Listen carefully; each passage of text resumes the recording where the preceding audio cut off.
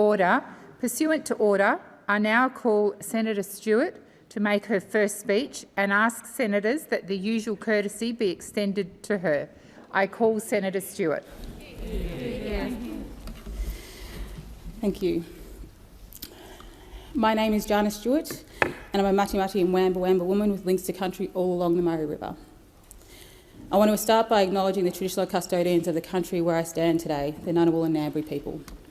I want to acknowledge your people's continual connection to this land and place that now houses our National Parliament. I want to acknowledge all traditional custodians throughout our nation and their unceded sovereignty to country and waters. President, I congratulate you on your election, and I want to congratulate other senators who, like me, have taken their seat in this place for the first time yesterday. I also wish to acknowledge the contribution of two Victorian senators, outgoing Kim Carr and the late Kimberley Kitching. Both have made incredible contributions as Labor representatives. Senator Kitching was only 52 when she passed away, far too young. From what I've learned about her, she believed if there was a person without power, then you lend them the power of your advocacy. She was someone with immense courage, and we are all poorer for her loss. President, what an incredible privilege to be standing in this place as the youngest First Nations woman to be elected to our federal parliament. And as I reflect on the path that's brought me here, I'm reminded of the words and the women that have inspired me and will continue to inspire me in this place. To my mum, Josephine Kelly, who said to me, "You're the oldest, it's your job to let all the sticks and stones hit you to create a clear path for your brothers and sisters."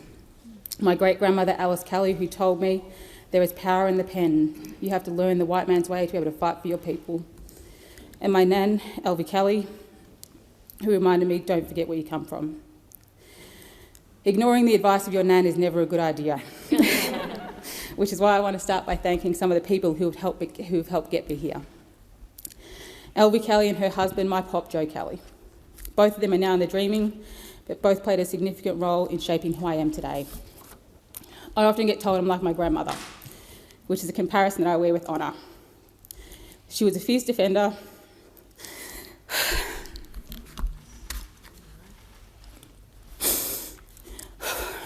I knew this was going to happen. She was a fierce defender of Aboriginal families and children through her work in community life. Professionals across many fields both respected and feared her in equal amounts for her work and criticisms in the systems that failed to support the families who needed it most. My pop had a strong work ethic, something that I've inherited. He prided himself on being able to provide for his family and set an expectation for home ownership when he and my nan bought their first home in Swan Hill, which was not something very common at the time for Aboriginal families. Everyone that knew my pop loved him. I need to acknowledge my great-grandmothers Alice Kelly and Annabelle Jackson, both of whom I was lucky enough to know. It is because of these matriarchs that I know who I am, a Mati Mati, Wamba Wamba, Barappa Barappa and Yorta Yorta woman. It is because of them that my children will always know where they belong. And it is because they both survived some of the worst policies our nation has ever seen. They survived this country's attempt at a First Nations genocide. They raised strong Aboriginal children who were taught to be proud of their culture and identity, in spite of living in a society that told them that they were not equal because of their Aboriginality. What shoulders I stand on to be here today. I want to thank my husband Marcus. When I spoke to Marcus about joining the Senate and questioned whether we can do it or not with a 6-year-old and another due at the end of August, his immediate response was, "Of course we can." He said, "If this is something that I wanted to do, then we would just do what we've always done. Say yes and figure out the details later." So here we are, figuring out the details as we go. To Jude and his unborn brother, you don't yet understand the sacrifice you'll be making for me to be here in this place. But what I want you to know is that the work I do in this place is for you. You, along with every Australian child, deserves a country that is better than it is today. My hope is for a nation that is more honest, inclusive, safer, fairer and just. And I hope that my time here can go some way to delivering that for you. My mum, Josephine Kelly, who would tell me that I didn't need that Barbie, we didn't need those material things because we had love. We didn't have a lot growing up, and we certainly didn't always have a happy home. But what I can say unequivocally is that we always had love. the unconditional, non-judgmental, always honest kind of love. My dad, Ronald Briggs, a proud and staunch Aboriginal man. You didn't have an easy life growing up. You could have stayed angry at the world, but instead you chose to use your pain and experience to help other men get back on the right track. That takes a special type of strength and courage that not many people have and not many people think is possible. Thank you for showing me that it is. To my in-laws, Jackie and Ray Stewart, thank you. Marcus and I are the envy of our friends and colleagues because of the endless support that you provide us. I would not be able to do this without your love and support. Thank you to my aunties and uncles that have been mothers and fathers to me throughout my life. Thank you to my 5 siblings who have always looked up to me with an awe that I don't deserve, but I will aspire to be worthy of. My thanks to the Victorian Tasmanian branch of the Transport Workers Union. In particular, Assistant Secretary Mem Suleiman, former Secretary John Berger, current Secretary Mike McNess, and National Secretary Michael Caine. Thank you for your courage and fight now and into the future. President, as I said earlier, I carry with me the words and wisdom of the women who have delivered me to this place. My great-grandmother told me that there is power in the pen. You have to learn the white man's way to be able to fight for your people.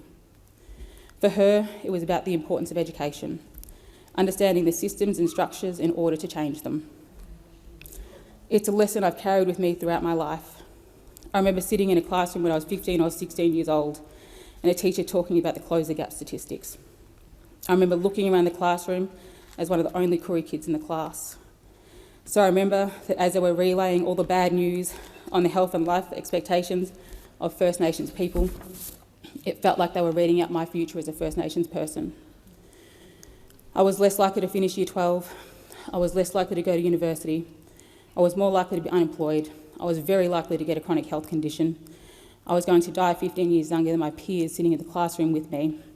And if I was in a home that had family violence, which I was, my odds of being in a violent relationship sat at 50%. There was no malice in this teacher's lesson, but for me it felt personal. Hearing and seeing First Nations people being framed and talked about in deficit language is something I would learn is not unique to high school. Each of you sitting in this place will have a report or agenda amongst your emails or on your desk that talks about us in just this way. Never in neutral or positive language, we're always an issue. It's why I ask that everyone in this place and beyond consider carefully how you talk about First Nations matters, because a First Nations person will be listening. Words are powerful and words matter.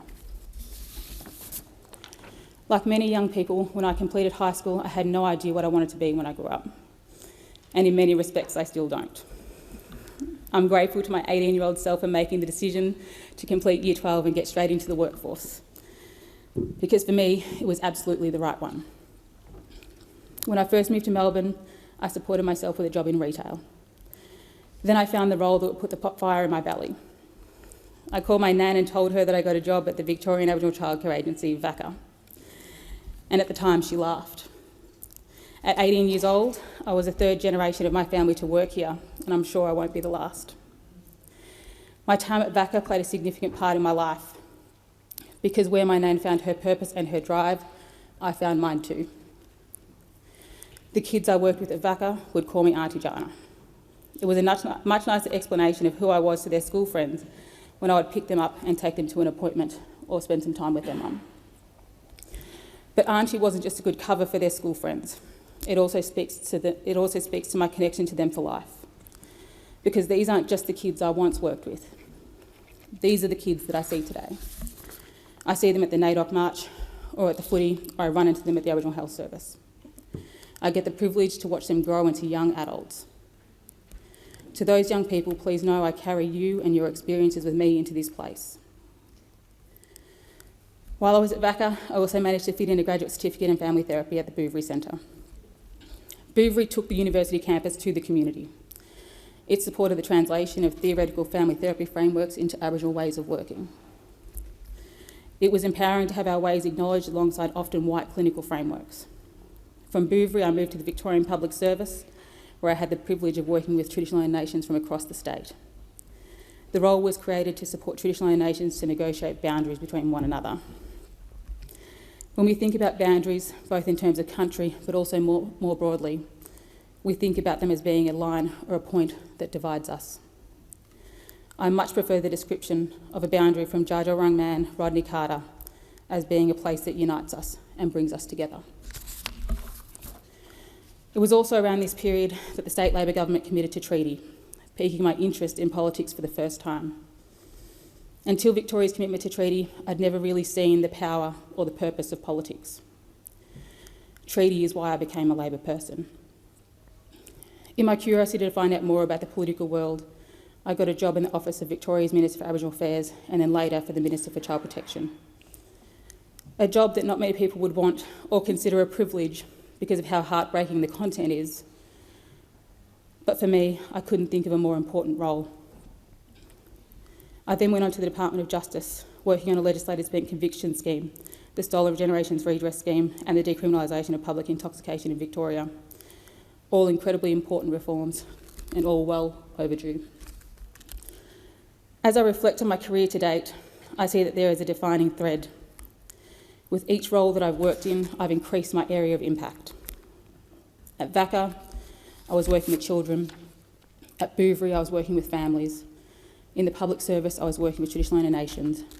As an advisor, I was working for our state. Now, in the federal parliament, I'm here to help change the nation. Yeah.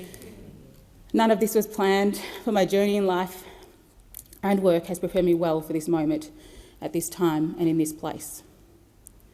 All that I've achieved and so much of what I want to achieve comes down to a combination of hard work, perseverance, passion, and never forgetting where I come from. Thanks, Nan. President, all of these experiences I carry with me today.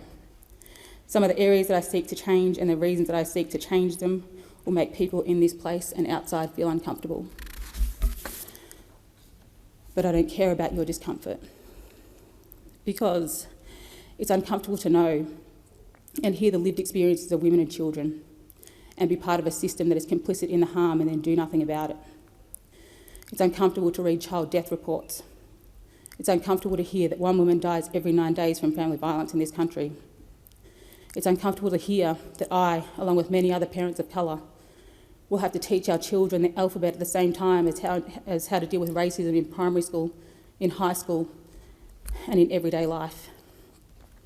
So it may be uncomfortable for you, but it's been heartbreaking for me to have comforted families through their trauma, grief and loss, to have attempted to repair trust in the system. These are not the easy things, but these are the things that matter, because people matter.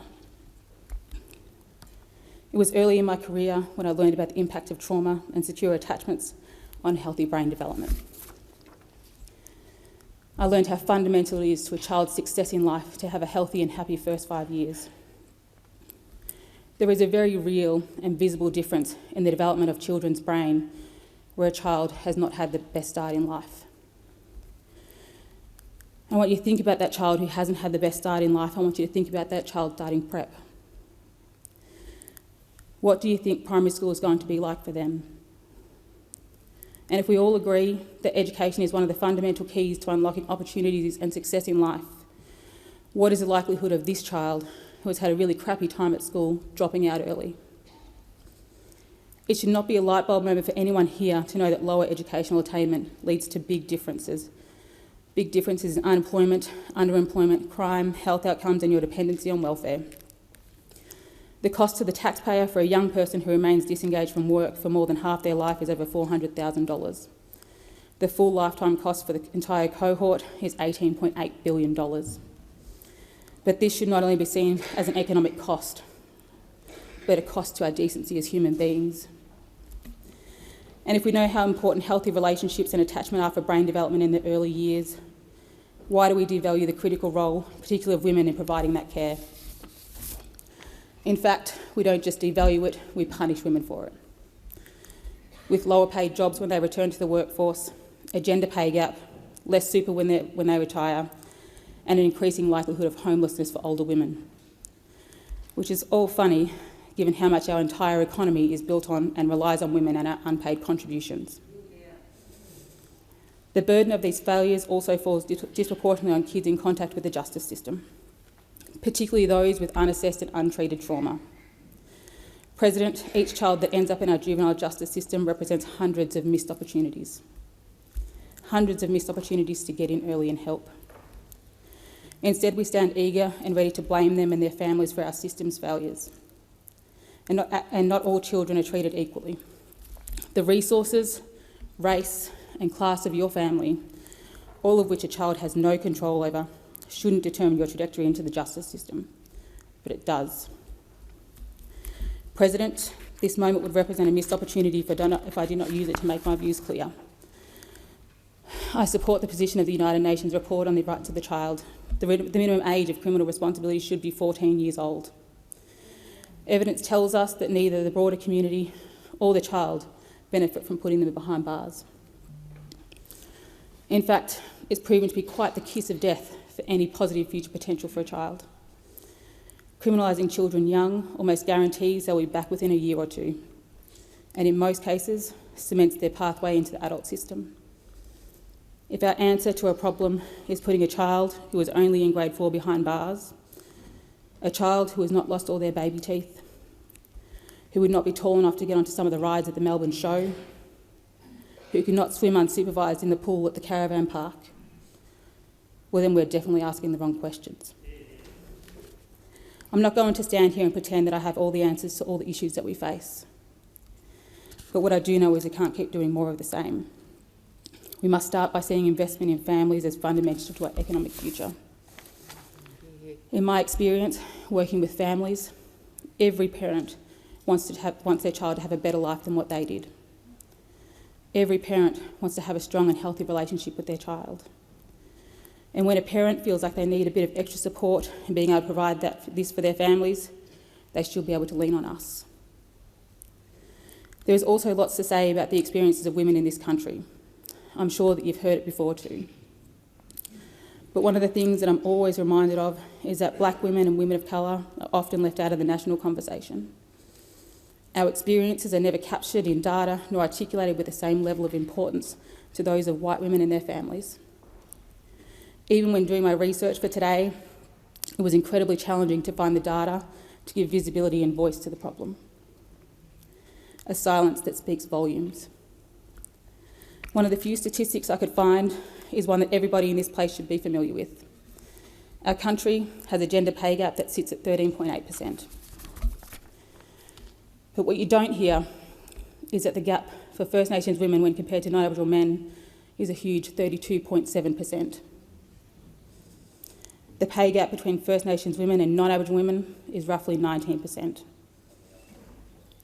You will hear about how important access is to childcare for women in their careers, but you don't hear about what a difference it would make for black women and women of colour. You will see and hear people celebrate diversity in their organisations or teams and then post photos of mostly white, able-bodied women. The guilt or fear of stigmatising multicultural communities by talking about the experiences of women of colour must not outweigh our collective responsibility that we have to leave no woman behind. What I want to say is that we notice. What I want to say to black women and women of colour is that I see you, I hear you, and I stand with you. Because unless our ambition for gender equality actively seeks to bring every woman with us, it's not actually equality. We must be true, deliberate and targeted in our solutions and true in our words when we talk about the experiences of Australian women, because only then will it truly reflect all of us. I know talking about race and privilege makes people feel uncomfortable, but race and privilege are things that I will always talk about, because they're things that we should all be talking about. Whether we like to admit it or not, it shapes everything we do and how we do it. It shapes how we experience the world around us. For example, women from culturally and linguistically diverse backgrounds are highly vulnerable, particularly from an economic perspective. They're much more likely to experience insecure work and wage theft. With a limited awareness of workplace rights, restricted local networks, or lower educational attainment. Whether it be across our gig economy, transport, retail, hospitality, cleaning, aged care, or other low-paid industries, it's by and large our multicultural communities doing the hardest work for the lowest pay. And it seems that Australia suffers from a racial empathy gap, a term coined and a concept confirmed by studies that shows there is less empathy felt for people of colour. It's why whenever I hear someone that they don't see colour, what I really hear them say is that they're uncomfortable with it, because it would mean having to understand or acknowledge the experiences of black people and people of colour in this country. It is an easy way out to say that you don't see colour. What a privilege it must be to be able to choose not to see colour. President, it would take a special kind of male arrogance for me to assume that I could give voice and visibility to all black women and women of colour in our country. It's going to take a team effort. The great news is that our Labor team is looking more powerful than it ever has. With the most culturally diverse and gender-balanced caucus in the history of any government. It's a milestone I'm proud to be a part of. Now we need to move beyond just looking like the country we're here to represent and add some colour to our words and our actions. President, another matter close to my heart, ensuring that people in the country communities have the access and equity they deserve. As I've said, when I completed Year 12 at Swan Hill College, I didn't know what I wanted to do. But what I did know was that there was no career opportunities for me if I stayed. So I made the call to move to Melbourne. But a young person who lives in the country should be able to stay in their hometown if they choose to, and be confident about the equality of jobs available to them. Individuals and families in these communities should be afforded the same mental health, family support and healthcare that's afforded to people who live in the cities. And older Australians in regional areas, people who've often built these communities with their own hands, should be able to remain in their communities if and when they need aged care. It's why I'm so proud of Labor's focus on regional equity, investments in infrastructure and services that will help bridge the divide between metro and country. Working with regional communities to embed a regional lens in all that we do is critical, because nobody knows the needs of a community better than the people who call it home. Our rural, remote and First Nations communities are also feeling the impacts of climate change, because even though it's the most marginalised communities and groups that contribute the least to this issue, they're often the first to feel the brunt of it. Entire crops are being washed out due to floods, pushing the cost of fruit and vegetables up. Our kids are growing up in a world where more and more animals are added to the endangered or extinct list. And traditional owners who have cared for country for tens of thousands of years are seeing it charred and sacred sites destroyed. We needed urgent action on climate change a decade ago, but today is better than tomorrow. We must ensure that individuals, families and communities who rely on the very industries that need to be phased out are prioritised as we bring in newer and cleaner ways to power our nation. This is only fair, given they have served as Australia's engine room for so long. Together, we will reset our country as a renewable superpower. And traditional owners who have the responsibility for taking care of country must have a seat at the table, because their interests are so personally and culturally aligned when we talk about our land, our animals, our waterways and our air. Our plan for climate action is squarely focused on protecting country and delivering for Australians and families and communities. Labor governments have a proud history of protecting the environment, and I'm proud to be part of a team that will continue this legacy. Earlier, you heard me use the word genocide. I'm not using it to inflict feelings of guilt or to cause you to call back from my words.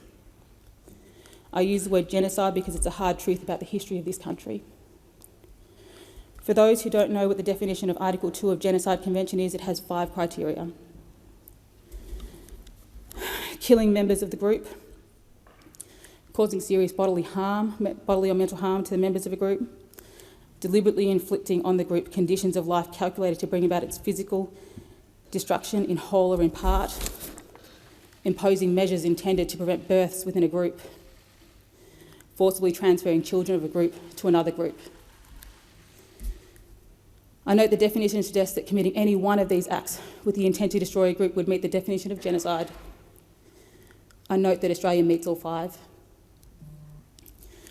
I truly believe that one of the barriers to our success as a rich multicultural nation is the weight of collective shame and guilt we carry because of our history. We carry this because we haven't been able to reconcile. And we haven't been able to reconcile because we skipped a critical step as a nation. telling the truth.